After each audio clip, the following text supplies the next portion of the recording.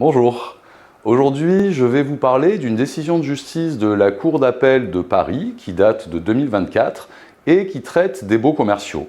Nous avons un locataire qui s'est vu privé de ses locaux. Pourquoi? Parce qu'il y a eu un incendie dans les locaux et cela a donné lieu à des poussières d'amiante que le propriétaire bailleur a dû faire enlever.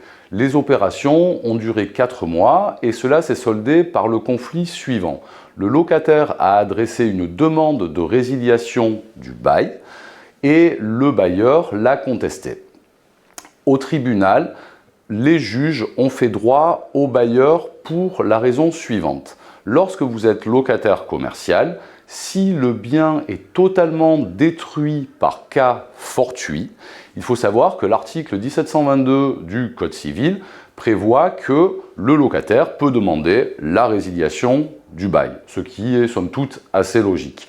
En revanche, si le bien est détruit partiellement, donc non dans sa totalité, dans ce cas-là, le locataire va pouvoir demander soit une diminution de loyer, soit la résiliation du bail, mais à la condition que les travaux et que le coût des travaux excède la valeur vénale du bien.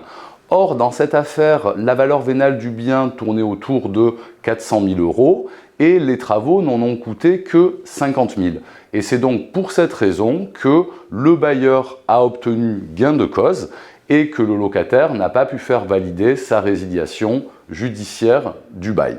Il faut savoir que l'article 1722 du Code civil ne prévoit pas ce point sur le montant des travaux, qui doit donc être supérieur ou égal à la valeur vénale du bien, mais il s'agit là de jurisprudence constante que la Cour d'appel de Paris vient de répéter.